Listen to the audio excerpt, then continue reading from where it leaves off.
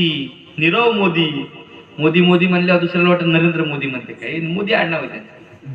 गेले दुसऱ्या देशात कर्ज घेऊन कोट्यावधी कर्ज घेती दलालाची पोरं बुडविती कर्ज त्याचा करती ना घोर.